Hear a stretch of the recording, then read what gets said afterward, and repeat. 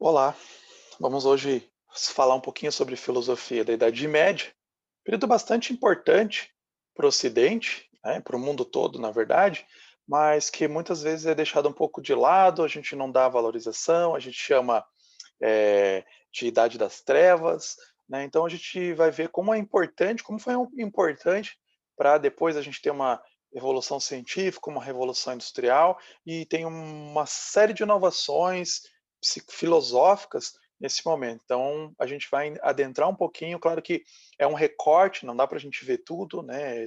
Extremamente vasta a filosofia, a história da Idade Média. A gente aqui vai olhar um pouquinho alguns elementos, vou fazer um recorte, principalmente aqui para o curso de matemática, né, e para pensar um pouco filosofia da ciência. Então, claro que a gente vai fazer esse recorte. Então, vamos lá, né, vamos começar. Vou compartilhar aqui a tela com vocês para a gente começar a pensar a filosofia da Idade Média. Uma das primeiras coisas que a gente tem que pensar é exatamente sobre ah, o que que a gente sabe, né, se estivéssemos ao vivo, eu ia perguntar para vocês, né, o que que vocês sabem sobre a Idade Média. Então, pensa lá o que que vem a primeira coisa quando vocês pensam sobre a Idade Média, né, que imagens que vêm, se vê algum filme, né, o que que vem, cavaleiros, castelos, né, tudo isso. Então, a gente já tem, né, algumas ideias, mesmo que a gente já estudou, viu algumas coisas lá, né. Então, a gente tem até alguns preconceitos, alguns pós-conceitos, né, que a gente leu algumas coisas, viu um pouquinho ali, mas a gente forma algumas ideias sobre a Idade Média, né, e daí quando você, olha e lê livros de visões diferentes também, às vezes a gente leu, alguns textos que foram com uma visão, assim, mais, deturpada, ou uma visão diferente da Idade Média, às vezes uma visão crítica da Idade Média, falando que só teve coisas ruins na Idade Média, né. Ó, lá um período de muita intransigência, muita perseguição por parte da igreja, e a gente vai ver que, claro, teve alguns momentos ruins mesmo nessa relação daí da igreja, mas a gente vai ver que foi um período que não foi tão negro assim, né? Então, inclusive, tem um vídeo que se chama, vou ver se eu coloco o link depois em algum lugar para vocês, que é Quão Negra Foi a Idade Média? Né, o Esolen, que é um historiador, ele vai contar e vai mostrando a quantidade, é um vídeo curto, onde ele vai mostrando a quantidade de inovações da Idade Média que a gente não pode chamar de Idade das Trevas, né, Idade Negra, a gente tem que chamar de Idade Brilhante. Né, e quem quiser pode ver lá a minha aula de História da Tecnologia, da época medieval, vocês vão ver a riqueza que foi. Lá complementa essa aula, mesmo quem assistir assistir a aula de História da Tecnologia vai também, ganhar muito assistindo essa aula, porque vai perceber, né, como que, foi importante o desenvolvimento nesse período, principalmente no Ocidente, que é o que a gente vai focar. Então, esse período aí, né, que a gente marca, para a gente ter esses marcos cronológicos de 476 a 1453. Então começa ali, né, com a invasão dos bárbaros sobre Roma e termina com a queda de Constantinopla. Um período aí, né, quase 1000 anos, onde a gente percebe que teve um período onde você tinha essas fortificações afastadas dos grandes centros, né, porque tinham que se estabelecer no meio rural mais distante dos bárbaros, das invasões bárbaras. Então, arrefecer um pouco a economia, comércio, uma série de questões, né? Então, foi bastante problemático. Mas a Europa começa a se recuperar ali em meados desse período, né, na metade desse período, a partir ali do ano 1000 começa a se recuperar, né, então é um período que tem grandes inovações. Eu deixei aqui atrás no estante alguns easter eggs que eu vou estar falando, né, sobre esse tema da Idade Média, alguns autores aí, vocês podem olhar aí alguns autores importantes na estante aí separados. Bom, a gente começa lá com a filosofia patrística, quer dizer, a filosofia que se desenvolveu em torno da igreja, né? Foi a grande patrocinadora do pensamento medieval. Então a gente tem aí essa filosofia que se desenvolve, né? Desde ali do século I, né? Claro, desde dos escritos lá da igreja, né? E aí você tem aí até o século oitavo essa base, né, filosofia patrística, né, dos padres da igreja.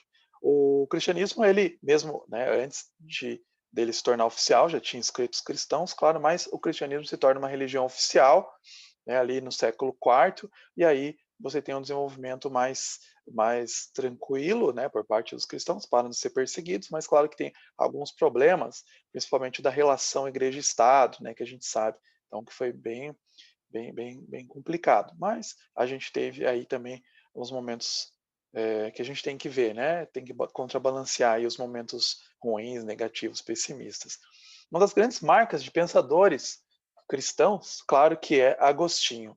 E ele pensou muito, né, sobre teologia, desenvolveu, mas ele tinha também uma teologia pública, também um pensamento de início de pensar a ciência, né? Então ele fala essa frase que contradiz muito do que a gente pensa, né, sobre a Idade Média, que as pessoas eram acreditavam em tudo, né, e não usavam a inteligência. E ele fala exatamente essa frase, né, compreender para crer, crer para compreender.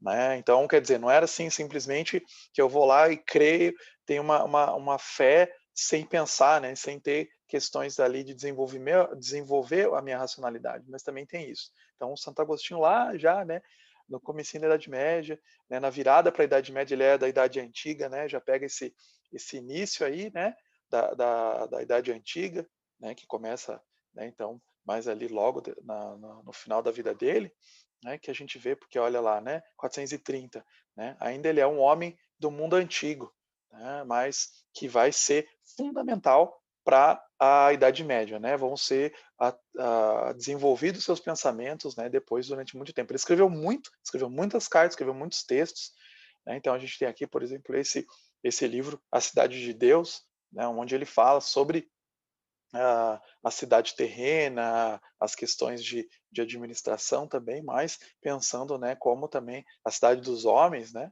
e a cidade de Deus, também em contraposição, né, a importância das questões teológicas aí de bastante forte, já propõe também uma teologia pública também aí, né. Esse livro é muito lindo, tá, de ler, confissões dele que ele escreve, né, mais para o final da vida dele, onde ele vai contando todo o desenvolvimento da vida dele, cheio de sabedoria. É um livro fenomenal, assim, bem escrito, um dos primeiros, assim, livros como se fosse um diário, né, contando da própria vida, contando todos os percalços da vida dele, né, e também teologicamente é um livro muito bom, assim, é fenomenal esse livro. Depois a gente tem já mesmo durante a Idade Média, já propriamente dita, a gente tem Boécio como o primeiro que viveu aí, né, 470 e 400 e 525 depois de Cristo, como um dos primeiros grandes escritores da Idade Medieval,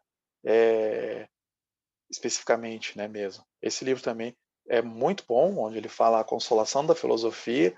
É um livro que até não cristãos leem, porque ele não fala, né, especificamente do cristianismo, né, mas está envolvido em como a filosofia pode trazer consolação em momentos de crise. É um livro cheio também de sabedoria, e sei que todo mundo deve ler esse livro. É bem rápido, bem tranquilo de ler, um dos grandes escritos. E ele era um cara genial. Ele propôs pela primeira vez assim essa ideia, né, que algumas pessoas até tentam restabelecer do trivium e do quadrivium, né, de trazer é a base até para muita educação para as universidades medievais que vão surgir ainda, né, mais para frente, seria a base, né, então todo mundo tinha que passar por isso, né, então você tem a gramática, a retórica e a dialética dentro do trivium e no quadrivium aritmética, geometria, música e astronomia. Então todo mundo tinha que aprender isso. Então mesmo o cara, para ele ser um matemático, digamos assim, ele não tinha muito essa especialidade, né? Mas mesmo para ele ser um matemático, ele tinha que aprender também gramática, retórica, dialética. Ele tinha que aprender a falar, a explanar, né, argumentar, para ele ir para esses campos. Então você vê que muitos grandes pensadores da Idade Média, da Idade Moderna também, né, eles eram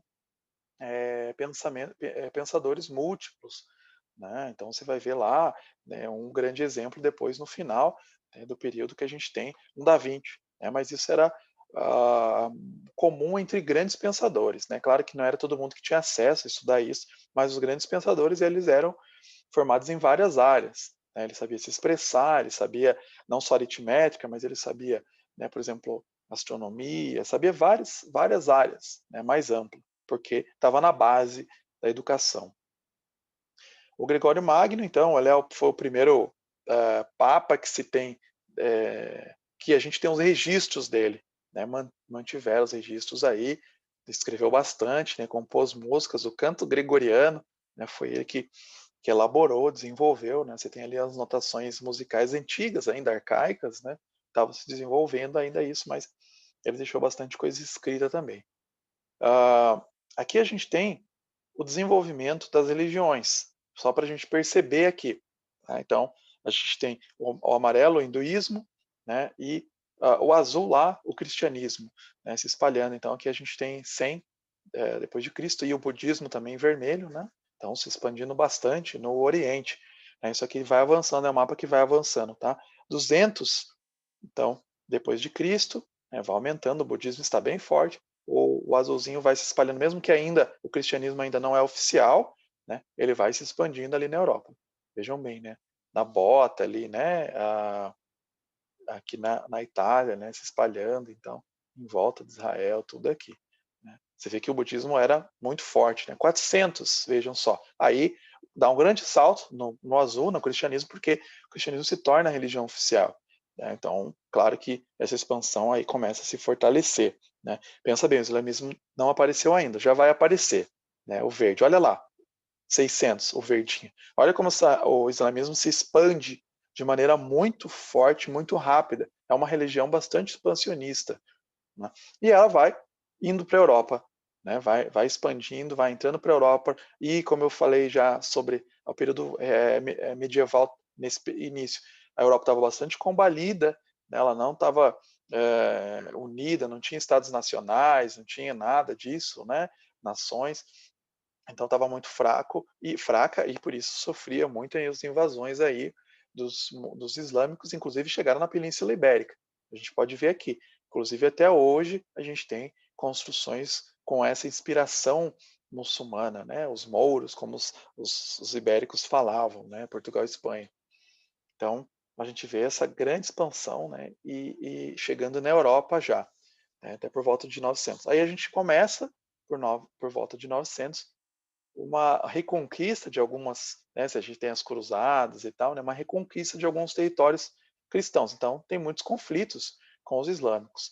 Né, e algumas pessoas falam que se não tivessem, né, alguns historiadores, não tivessem essas guerras, inclusive, a gente, talvez, a gente falaria árabe hoje. Né? A gente teria muito mais influência do que somente na matemática, né, algumas na arquitetura, mas a gente teria, inclusive, na nossa cultura mesmo, mais forte, porque os islâmicos estavam invadindo, né, chegando de maneira muito forte. Olha ali no norte da África também. Né?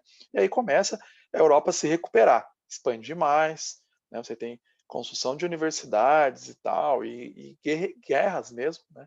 E vai expandindo cada vez mais, vai reconquistando alguns territórios. Então, a gente está caminhando para o final da Idade Média aqui, né, 1300 depois de Cristo. Olha lá, já vai vendo que vai desaparecendo, isso que está acontecendo agora, vai desaparecendo os muçulmanos da Península Ibérica. Né, aqui. Né, e aqui alguns territórios, né, principalmente alguns territórios aqui que era, né, a chamada a Constantinopla, Istambul, que até hoje ainda é um território bastante conflituoso, né, entre cristãos e islâmicos. Né, a Turquia, moderna Turquia, né, moderna Istambul, né, que antigamente era chamada Constantinopla. E aqui a gente tem o período final do período medieval, né, já com as grandes navegações. Então isso foi só para mostrar, né, para ver como que estava aí a Idade Média na questão da religiosidade, né. E a gente tem então a expansão cristã, né, ficou bastante forte aqui, que foi se expandindo cada vez mais, principalmente os francos, né? Eles recuperam vastos territórios, né? Formam um território bastante amplo aqui. Mesmo durante a Idade Média, ou com com essas perseguições, o cristianismo teve missões romanas que foram, né, cristãs, que foram lá no norte, né, mais no norte da Europa, na Europa Ocidental, e se estabeleceram lá na Inglaterra, e principalmente nas regiões mais célticas, lá na Irlanda e na Escócia. E eles aí desenvolveram monastérios e lugares, monastérios onde as pessoas copiavam os livros antigos, o conhecimento antigo, então nunca se deixou de ler os antigos, Platão, Aristóteles. Às vezes chegam os modernos e vão falar, vamos recuperar o mundo grego lá, o mundo greco-romano, né, os autores, mas nunca se deixou, na verdade, e inclusive algumas pessoas falam que a gente só tem alguns historiadores, de uma visão até equivocada, falam que a gente só teve Aristóteles e Platão hoje disponível porque os árabes traduziram. Isso é parcialmente verdade, porque o cristianismo celta aí, dessas áreas, tinham muitos copistas que copiavam, traduziam, né, e copiavam os textos antigos, dos filósofos antigos. Então se manteve muitos desses filósofos aí, até a partir de quem se construiu a ciência, né, partiu, né, dos textos de Aristóteles, de outros matemáticos da antiguidade, se construiu, né, se continuou mesmo quando Isaac Newton, desculpa, quando Isaac Newton ele fala que ele construiu a teoria dele, as leis dele sobre os ombros e gigantes, né, ele está falando de todos os autores que vieram anteriormente, inclusive, né, os greco-romanos. Né? Então, aqui esse autor fala muito bem, né, como que os irlandeses salvaram a civilização. Né? É bem interessante esse livro que vai mostrando lá que a partir dessas missões, né, São Patrício, né, foi bastante importante lá entre os celtas, né, e mostra como ele como, né, ele fomentou isso, esses monastérios e foi mantendo esses textos, né, foi salvando esses textos. Então, quando a Europa começa a se recuperar e começa lá pelo anos, já por volta de 700, 800 mil, né, tem guardado esses textos e são as bases das universidades medievais europeias. Né? Então, São Patrício, ou St. Patrick, né, o grande patrono aí da Irlanda, até ele está segurando um trevo, né? Porque ele explicava a Trindade, que era tão difícil para explicar para os não cristãos, né? Que como assim eram três deuses em um, tal, né? Como que é isso, né? São três deuses, tal? Não, ele fala, não, é um Deus só. Ele segurava o trevo, né? Dizendo, mas são três facetas diferentes, né? Deus Pai, Filho e Espírito Santo. E aí ele explicava dessa forma, ficou famoso aí, né? E bastante importante para os irlandeses. Então a gente tem esse rei, né, Carlos Magno, que conseguiu dar uma unificada nos francos, ali como eu mostrei no mapa anterior, e isso deu uma força. Né? Lá em História da Tecnologia eu falo sobre a invenção do estribo. Foi bem por essa época, mais ou menos, que começaram a utilizar os estribos e eles conseguiram guerrear muito mais forte com outros invasores que vinham do Oriente. Né? Inclusive, além dos muçulmanos, outros também, né? Os hunos, entre outros. Né? Eles conseguiram bater porque eles tinham aí armamentos mais pesados, né? Veja os cruzados, eles tinham armaduras mais pesadas porque eles tinham estribo, eles conseguiram expulsar. Isso deu uma relativa paz, né? A gente fala entre aspas porque uma relativa paz aí para conseguir estruturar o reino e fazer algumas mudanças, algumas unificações. Aqui a gente tem os terrenos aí, né? Que ele conseguiu expandir, né, total, né, cores diferentes de épocas diferentes, né, que foi expandindo até todo esse território vasto aí, um território bastante grande dos francos. E o que ele fez? Como ele teve essa relativa paz, ele começou a fazer e como ele conseguiu unificar, conseguiu implementar algumas coisas como uma reforma educacional. Né? Então, pegou aquelas ideias lá, né, do Boécio, que eu tinha falado, do trívio e do quadrívio, e finalmente começou a colocar isso como uma reforma educacional. Né? Então, ajudado, né, por esse monge beneditino, Alcoino, eles aplicaram efetivamente o trivium e o quadrivium né, e começou escolas que seriam bem importantes, né, para o Ocidente.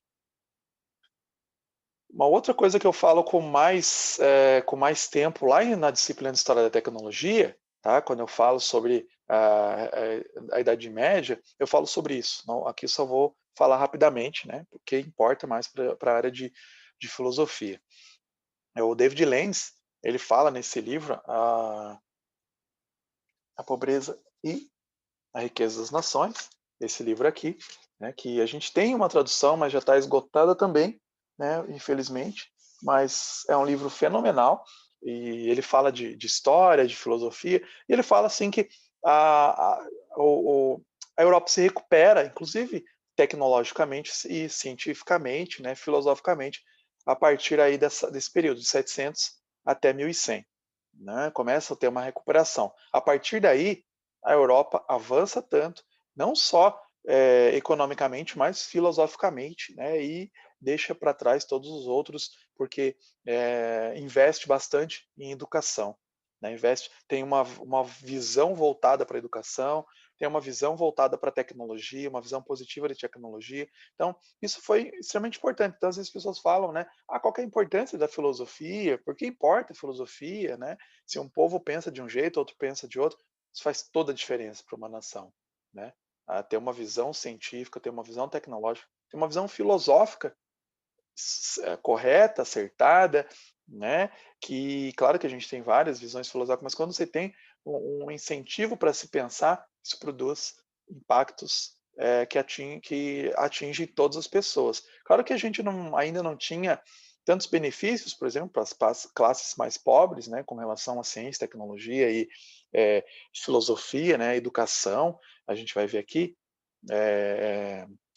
universidades e tal, nem todo mundo tinha acesso, mas cada vez mais a gente vai tendo, né, vantagens. Então, eu cito o exemplo lá em História de Tecnologia do carrinho de mão, né, que era uma coisa super simples, que nem todos por exemplo, os lugares, o Oriente, eles não usavam, faziam uso do carrinho de mão, né, e que foi uma invenção da Idade Média e que trouxe um alívio de trabalho para as pessoas mais pobres. Então, acaba arredondando, acaba tendo também, né, algumas melhorias.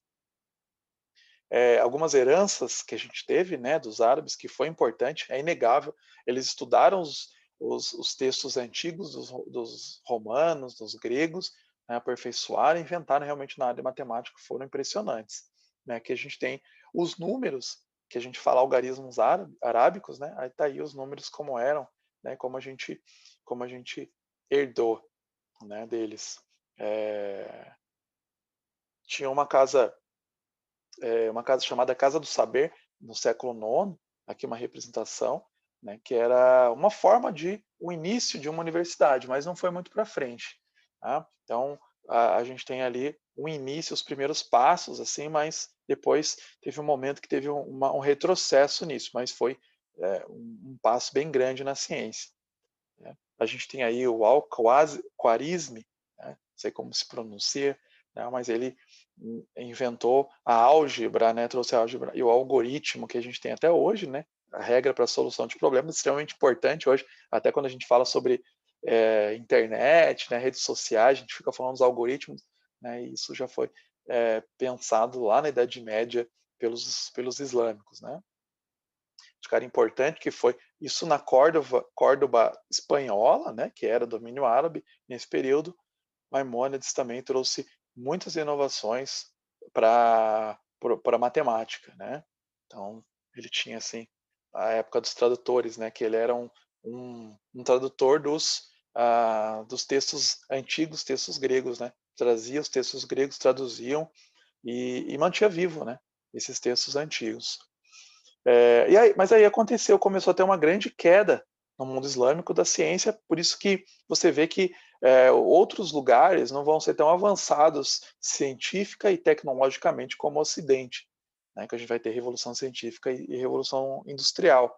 Né, os árabes vão arrefecendo nesses pensamentos, outros lugares também, a China também, né? E aí esse documentário que tem, né, a Islam Science, aqui, que ele vai falando exatamente sobre isso que aconteceu, né, que o pensamento religioso começou a criticar, né, essa busca por pensamento pela ciência, muito contrário do que algumas pessoas falam que aconteceu no Ocidente, né, que a ciência caçava ali os, os, os cientistas, né? Isso é, né, uma grande falha, né, uma grande mentira. Isso não aconteceu, né? A ciência desenvolveu. Deixa eu pegar aqui um livro que é bem interessante sobre isso.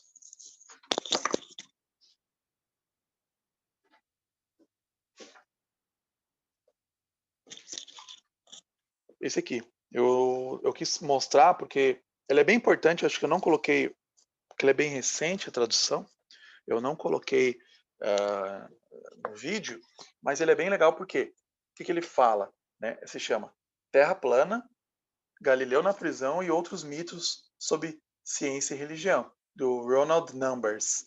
Tá? É bem legal esse livro, bem acessível, o livro não é caro, mas você tem muitos mitos quebrados. Né? Por exemplo, um mito aqui, a Igreja Cristã Medieval impediu o avanço da ciência. Né? Os cristãos medievais ensinavam que a Terra era plana, besteira. Tá? A cultura e várias outras, né? Várias outras, né? Bem interessantes, vale bem a pena ler um livro para mostrar como o cristianismo, na verdade, ele fomentou bastante o desenvolvimento científico. Não foi sozinho também, né? Às vezes também vai para o outro lado. A gente vê que teve muitas influências aí, muitas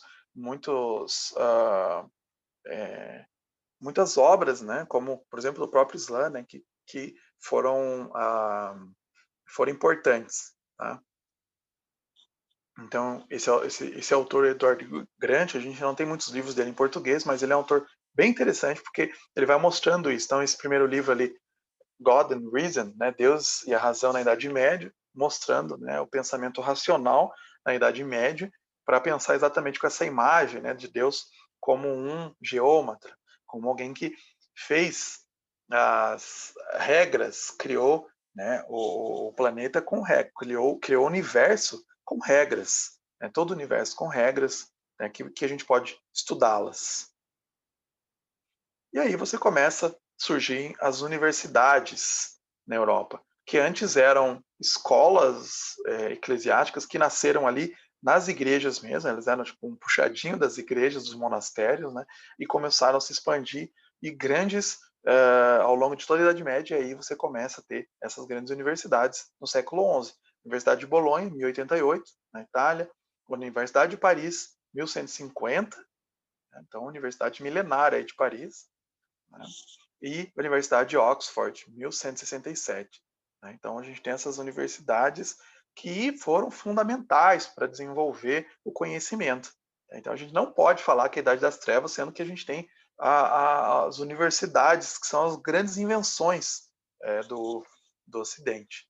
Né? Se você for lá ver as minhas disciplinas de História da Tecnologia, eu falo no período, eu falo na aula História no período medieval, né, e também no início da Idade Moderna, eu também menciono o impacto das universidades para a ciência e para a tecnologia moderna. Né? Não tem como a gente imaginar uma revolução científica, uma revolução industrial sem as universidades. Elas foram fundamentais para o conhecimento. Não só, né, para isso, mas também não só para a ciência, sim, para para tecnologia, né? Mas você tem uma série de transformações, né? No Ocidente que a alquimia, por exemplo, antiga vira química, né? A astrologia vira astronomia, né? Que em outros lugares vai continuar durante muito tempo ainda, mas no Ocidente vai virar status, né? De ciência mesmo. Né? Isso aperfeiçoa também o desenvolvimento, inclusive para todo mundo, né? Como eu disse, medicina e tal.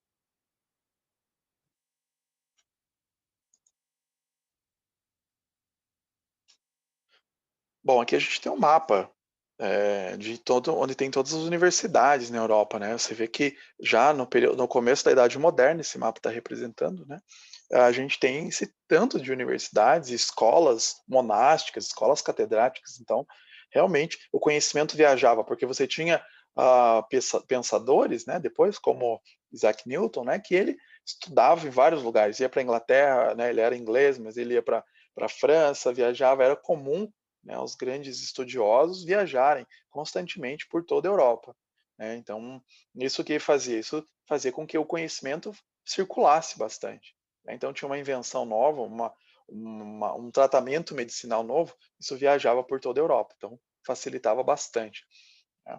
Você pode ler, assim, um pouquinho, sentir um pouquinho de como era a a visão medieval através de romances, ou de ficções históricas, né. Então, às vezes, você tem alguns romances, claro que às vezes tem uma visão deturpada também, né, mas é bem legal, né. Então você lê romances, por exemplo, Ken Follett, né, ele é um autor que escreve ficções históricas, né, ele tem uma trilogia, na verdade agora já são 4 livros, na verdade, onde ele fala sobre a construção das catedrais, e você vai passando por várias épocas da Idade Média, e vai mostrando, né, a sociedade, como é que era, as relações e tal. Tem uma crítica, às vezes, que eu considerei até às vezes injusta, né, com relação à igreja, mas realmente tinha muita corrupção e tal, né, do clero e tudo. Mas é bem interessante para entender, né, eu gosto muito de ficção histórica por isso, assim, que você consegue adentrar, né, no cotidiano mesmo, como funcionava. E ele fala muito sobre, né, ele fala do ponto de vista de um pedreiro, né, de um arquiteto ali, e a gente vai aprendendo um pouquinho como é que funcionava a sociedade. Aconselho aí, recomendo os livros do Ken Follett, esses medievais aí. É, e aí a gente tem também esse período que ficou bem forte, a filosofia escolástica, que desenvolveu bastante, né, que era ligado às universidades, né, se desenvolveu bastante nas universidades, mas, claro, ligado ao cristianismo, né, que foi o grande patrocinador do pensamento nessa época medieval. Um dos grandes nomes, né, com certeza você já deve ter ouvido falar, né, que é o Tomás de Aquino, né. Ele produziu muitos escritos, a Suma Teológica, né, que são vários livros, foi um dos grandes filósofos da Idade Média de pensar, né, de pensar sobre filosofia, sobre teologia. Então ele pensava a filosofia natural, o início da filosofia natural, né, quer dizer, pensar o que a gente depois vai pensar falar sobre de ciência, né, que engloba, né, estudos de física, química, claro que não existia física e química ainda, né, mas, né, você analisar os elementos, a biologia, né, o corpo humano, a natureza, tudo isso, né, ele começou a pensar sobre isso. Tinha outros que já vieram antes dele, mas ele deu um salto bem grande.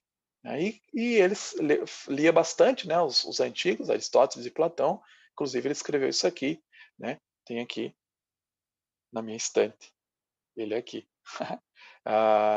Um dos comentários à metafísica de Aristóteles, está vendo? Esses volumes aí, né, são uma das versões que a gente tem, tradução, em 3 volumes, né, mas são vários livros onde ele vai expondo, e somente esse livro, somente a metafísica, né, do Aristóteles, mas ele tem outros estudos, né. Então, Aristóteles ficou, até alguns falavam, por isso que é filosofia escolástica, né, que vinha de scholar, né, estudiosos, alguns falam de neo-aristotelismo, né, porque pegava a partir de Aristóteles, muito mais do que Platão, inclusive. Às vezes tem o neoplatonismo também, né, mas o Aristóteles ficou bastante forte aí, bastante pop, né, na Idade Média. O Anselmo da Cantuária, também famoso, importante pensador, ele falava essa frase, mais uma vez colocando e deixando de lado essa coisa que né, eram crédulos, né, os medievais, os seres os humanos, né, os seres humanos, os homens e mulheres medievais, todos eram crédulos, acreditavam em tudo, né? E Anselmo da Cantuária vai falar, a fé em busca de conhecimento. Eu tenho que buscar conhecer também, não é só, né, ter o conhecimento teológico, ali só ler a Bíblia, mas eu também tenho que conhecer mais coisas, né? Eu tenho que sempre estar buscando aperfeiçoar meu conhecimento.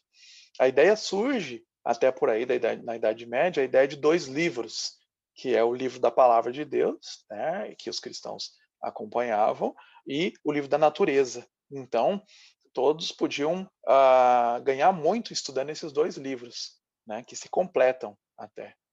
Isso é muito interessante, que desde Agostinho eles vêm dizendo que a Bíblia não é um livro de ciências, então muitas vezes as pessoas vão lá ler, né, está descrevendo como aconteceu exato, mas a Bíblia não é um livro de ciências, né, tanto que a ciência nem existia, né, Deus não podia ter falado nos termos, por exemplo, que a gente tem hoje por ciência, né, não podia ter falado lá, né, olha só o DNA e tal, é assim que se formou, não, né, não teria, não tem como, né, as pessoas não iam entender nada, né, então não é um livro de ciência, então você tem que complementar, né, para entender a criação, sem complementar olhando para a natureza, estudando a natureza. Olha o incentivo que tem, né, na Idade Média.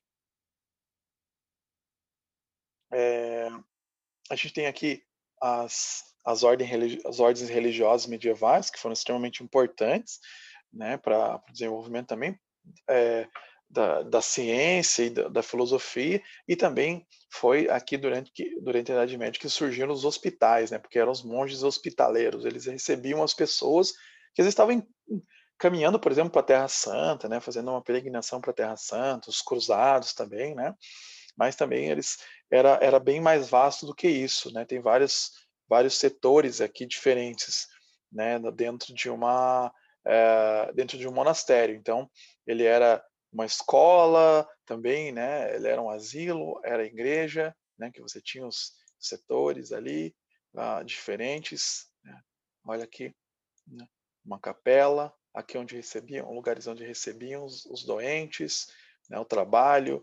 Então, era uma visão, digamos assim, bem favorável do trabalho, né, o trabalho não era uma coisa negativa dentro desses monastérios. Eu também falo sobre isso em História da Tecnologia, né, porque eu falo bastante como várias tecnologias foram desenvolvidas nos monastérios, aplicada e aperfeiçoada nos monastérios. Então, para eles isso era bastante importante. Hã, aqui a gente tem uma grande figura para a ciência, muito importante, Roger Bacon, né, que foi um grande pensador que alguns vão falar que ele deu o início para o método científico, lá na Idade Média. E aqui tem uma estátua dele segurando, né, um globo, que isso já nos mostra que é fake news, que falar que os medievalistas acreditavam na Terra plana, né? Então não, eles já sabiam, já tinham essa noção, né. Na verdade, você vê até na Bíblia, né, alguns termos que falam, né, que, eh, a redondeza da terra, né, já se falava nisso, então isso é meio que fake news dizer que os medievais acreditavam em terra plana, eles estavam mais adiantados que muitas pessoas aí hoje em dia, né. Então, o Roger Bacon era um monge franciscano, professor em Oxford, olha a Universidade de Oxford, né, importante, foi um dos primeiros proponentes do método científico, estudou e proponente do estudo da natureza através do empirismo, quer dizer, você tinha que fazer testes, né, comprovar empiricamente o que eu estava falando. Essa obra maior, então, a obra Opus Majus, que tem um desenho aí, né, dessa representação dessa obra, de 1267, então contém vários tratados ali dentro, né, de matemática, ótica, que a gente vê o desenho aí na imagem, de alquimia, astronomia também e teoria sobre posições e tamanhos dos corpos celestes. Então foi extremamente importante para o pensamento científico. Outro autor, pensador, William de Ockham, na filosofia ele é bastante conhecido porque ele propôs a ideia da navalha de Ockham, né, que a gente fala, que é que basicamente que as entidades não devem ser multiplicadas além da necessidade. Então a explicação, se tiver duas explicações para a mesma coisa, a explicação mais simples é a mais favorável. O objetivo da ciência, na verdade, é esse, né? Sempre buscar a simplicidade. Você tem lá uma fórmula, né, lá da relatividade, E igual mc ao quadrado, extremamente simples. Né, claro que ela é bem complexa e tal, né, por trás você vai resolver ela, né, mas o objetivo é simplificar, né, cada vez mais. Então aqui tem, né, o método, os dois modos, por exemplo, aplicando a navalha de Ockham. Você tem um método geocêntrico para tentar analisar os movimentos dos planetas, né, através tendo a Terra como centro, né, e você tem o heliocentrismo, o Sol no centro. Então, quando eles analisavam já na Idade Média os movimentos, eles viam que era muito mais difícil explicar através do movimento com a Terra no centro. Depois o Galileu vai chegar e vai falar sobre isso, né? Copérnico e tal. Bom, vão ver que você tem que colocar muito mais elementos para explicar de forma geométrica, tem que colocar muito mais ah, justificativas, né, premissas e tal, que é muito mais complexo explicar de forma geométrica o movimento dos planetas. Mas quando você coloca o Sol, parece que tudo encaixa, né? Todos os pensamentos que se tinham, as formulações que se tinham, se encaixa perfeitamente.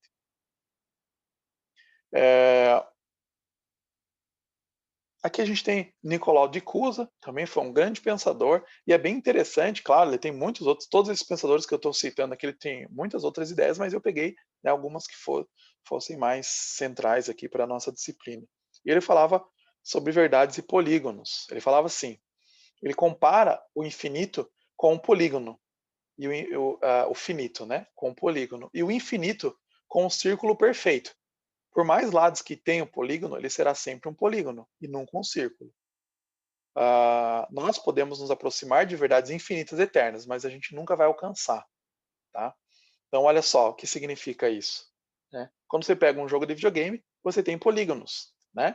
E aí, quanto mais informações você coloca, quanto mais avanços tecnológicos você tem, mais polígonos você vai adicionando. Você vai chegando mais perto de uma figura real, realística. Mas a gente nunca vai chegar na realidade, né? A gente nunca vai ter acesso total a isso. Então é isso que o Nicolau de Cusa vai falar lá na Idade Média, né? Que a ciência ela vai sempre aperfeiçoando esse polígono. Deixa eu colocar aqui. Ele vai sempre aperfeiçoando esse polígono, né? Mas a gente nunca vai ter acesso final, nunca vai tornar o círculo perfeito, infinito, né? Que ele falava. Então a ciência vai isso, ela vai aperfeiçoando, e a gente cada vez mais, né, tem um Mario mais perfeito, mais realístico. A gente vê os jogos hoje, né, cada vez mais realístico, mas a gente sabe, se a gente está assistindo mesmo um jogo, né, extremamente realístico, a gente sabe, a gente está vendo e a gente consegue dizer, não é verdade. Talvez a gente chegue, né, mas num avanço maior, mas a gente nunca vai ser reproduzir totalmente. A gente vai ter sempre limitações. Estou jogando ali um jogo que é Detroit Become Man, é muito legal porque fala sobre inteligência artificial e tal, você controla 3 ciborgues, né? Você vai pelo ponto de vista ciborgues, parece é bem um filme mesmo, assim. Você não tem muitas liberdades de movimentos e tal, né? Que você vai fazendo algumas coisas, mas é muito legal. E você vê, né, várias limitações quando você está jogando. Né? Mesmo jogos extremamente realistas, você vê que tem várias limitações. Tá? Então, assim, que eu quis trazer para vocês nessa aula. Né? Eu quis exatamente apontar inícios, né, de maneira bem básica a filosofia medieval, ela é bem rica, eu gosto muito desse período, né, eu gosto de autores que pensam de forma medieval, inclusive, né, o C.S. Lewis e o Tolkien, né, que eles se inspiram muito na Idade Média, na forma de pensar, né?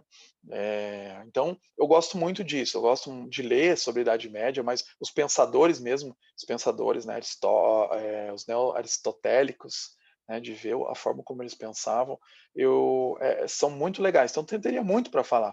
Eu simplesmente só peguei alguns, né, escolhi alguns que eu acho que são importantes até para o curso de matemática, para pensar a filosofia da ciência. Né? A gente até poderia fazer uma disciplina mais avançada, digamos assim, para pensar realmente os elementos práticos da filosofia medieval para a ciência e para a matemática, né? A gente poderia adentrar mais, porque é bastante rico, né?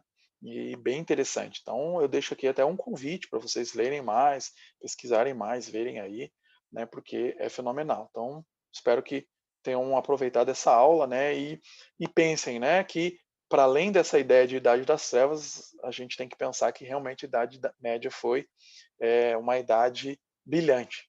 Né? Pode ter sido falada, né, questionada, principalmente ali no século XIX, né, que se olhar e falar essa idade do meio está atrapalhando a gente aqui com acesso lá aos antigos gregos e romanos.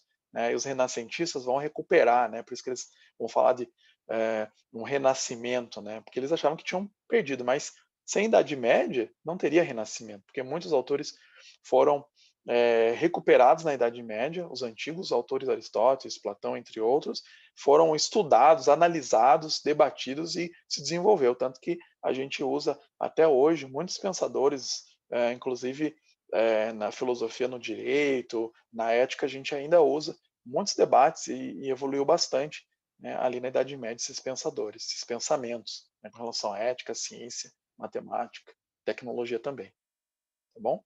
Mas por hoje é isso.